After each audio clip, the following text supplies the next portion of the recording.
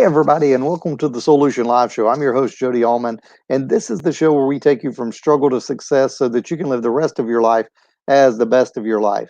And we're coming to you today because how many of you struggle to be proficient and be productive in creating your emails and functioning through Gmails and things like that. Now, if you use Gmail, this is going to be very helpful to you as I'm going to share 5 amazing tips and tricks that are going to help you become more productive. So let me share my screen, and I'm going to do that now. So let's share screen.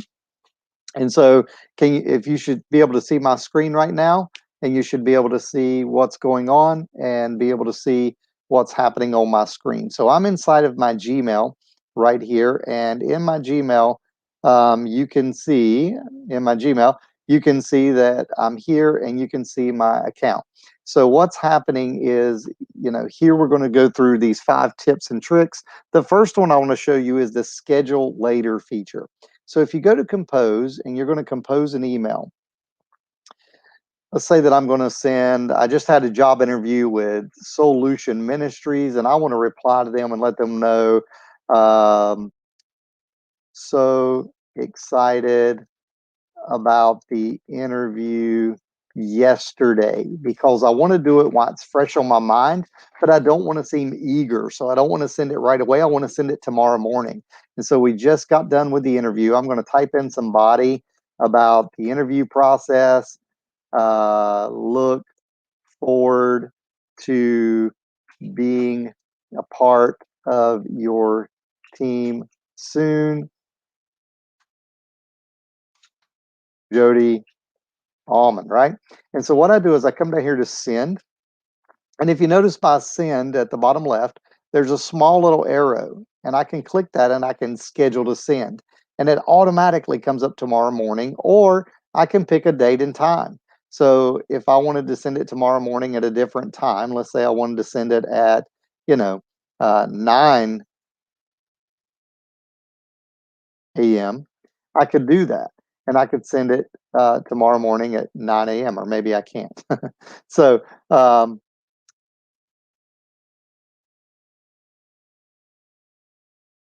must not be doing the criteria right for what they want.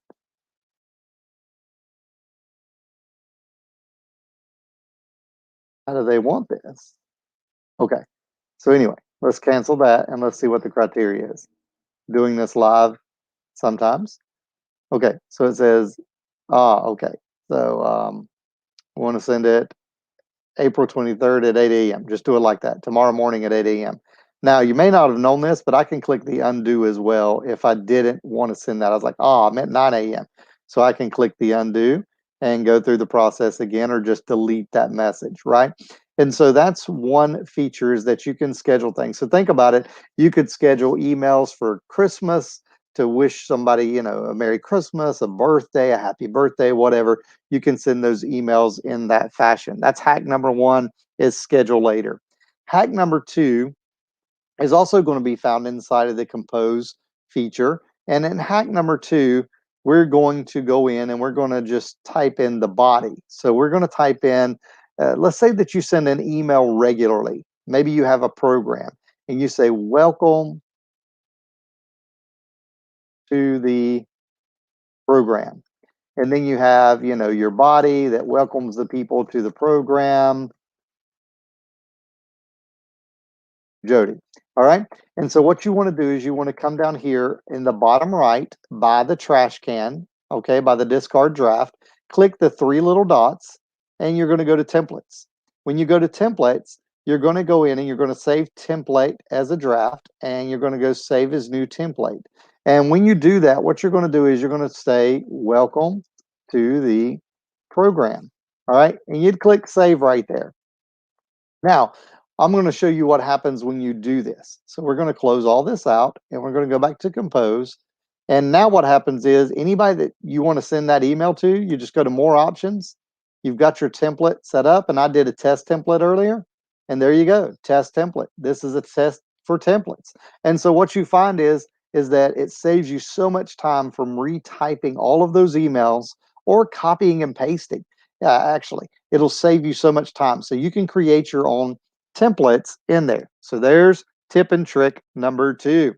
Tip and trick number 3 is if you go here, what you can find is if you hit the shift key and the question mark, look, you can have keyboard shortcuts and you can learn the ones that you want to use and that you would use regularly, and you can get used to using those. And if you want more than what you see at the top, you can go down to the bottom, scroll down with the scroll bar, and you can see in a yellow line right here, a yellow bar, that it says enable. The following shortcuts are disabled, but you can enable all these extra shortcuts. And if you have a shortcut list, you can begin to utilize these, and they will save you time as you learn these different ones. So for example, control plus enter equals send. So if you want to send something, you can hit control and enter and it's done. And so these shortcuts are huge. And again, the way you find them is being your email, your Gmail account, and hit shift and question mark, and they'll automatically pop up. And you can even open these in a new window, and you could come down, you could screenshot these, you could do a lot of things with these so you can learn them. So there is tip number 3, and already you're saving yourself so much time already. Now, the next thing I want to show you is how to segment certain emails so that you can be able to be more proficient and more productive in segmenting your email. So in other words, what I mean by that is, let's say that you have different categories of emails that you receive in your Gmail account, and you want to segment them from high priority to low priority. What we're going to do is we're going to come up to the right-hand side. You see my avatar, you see the waffle, and you see the gear icon that is settings. Click settings and click see all settings. You're going to scroll down with the right-hand side on the scroll bar until you get down to where you see stars. Here we are. So you see stars right here. What you want to do is you want to go in here, and you can just make it quick, and you can select 4 stars. It gives you a yellow star, a blue star, a green check, and a red bang is what they call it. Or you can select all stars. You're set up initially with the yellow star, which a lot of you are already using, and that's where you star something. But what if you need more than one? You want to say, well, yellow star is good, but I want to have something to where I can actually, have at least 3 tiers of stars. So let's bring up red bang. We're just going to drag and drop the yellow exclamation, and drag and drop the green check. So now we have our 4 stars, right? And so what's going to happen is we're going to scroll all the way to the bottom, and we're going to save changes. Once you've saved these changes, now you can go back in and you can look and you can say, okay, so this one is going to get a yellow star, right? This one, I want to have a red bang. And this one, I want to have a yellow bang, right? And so with that, and I don't know if it'll let me do this one. Yes. So this one's going to have a green check. So now we have all 4 of our stars or our icons with a different message, right? And so with that, what happens is now they're segmented. And I know that red bang is most urgent. Yellow bang, maybe in my mind, is next in line. This would be third in line, and this would be fourth in line. So you've already segmented them. Now, how can I go and just see everything that's a red bang? What you want to do is you want to go in your search bar up here at the top, and you want to type in has red bang, and bam. Now you see that you have 2 messages in your account overall that is scheduled with the red bang. You can just simply change that, and you can go to yellow. And by the way, you see how it tries to self-fill? I can hit the right arrow key and it fills it in for me, hit enter, and there it is. So it's that easy, you guys, and it saves you so much time. It keeps everything flowing, keeps you productive, and keeps you on track. And so we have went through 4 of the 5 amazing, incredible Gmail tips and tricks for you today. Let's go back to settings now. Remember, it's over in the right corner. There's your avatar, your waffle, and the gear icon for settings. Go to CL settings. You know, a lot of times when you're on a vacation or a trip, you don't want to be bothered with a lot of Gmails or emails in your Gmail account. And so, therefore, what you want to do is you want to scroll all the way to the bottom. And when you get to the bottom, you'll find one that says Vacation Responder. Not only does this help you, but it responds to those who are sending you Gmail or emails within your Gmail account, especially for those that are in your contacts list. So, what we want to do is we want to click on Vacation Responder on. Okay. And then we want to look at what days are we going on vacation. So let's say next Monday we're leaving out for vacation and we will be back on next Friday. So we're taking Monday through Friday off and, enjoying fun in the sun, right? And so we put a thing there. We're going to come up here in the body and we're going to type in um, I am currently on whatever you want to put. I'm currently on vacation with my family and will be returning to work next week on Monday, May. I'm gonna just guess is there 30 or 31 days in April, So let's say 30, the first, second, third. So on Monday, May 3rd, I will reach back out to you next week. Jody. And I know that's very blunt and to the point. You could make it friendly, whatever. Then I want to do only send a response to people in my contacts, save changes, and there we go. It's saved. And so now it's saved. And as of then, I will be on vacation. And my Gmail email account will be set up so I'm not being bothered with all of those.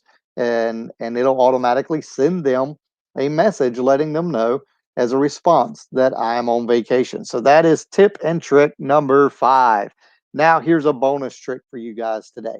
So if you want to save space, we've talked about saving time, being more productive, and saving yourself the ability to be able to segment by using the ability of all the different stars or icons that they have.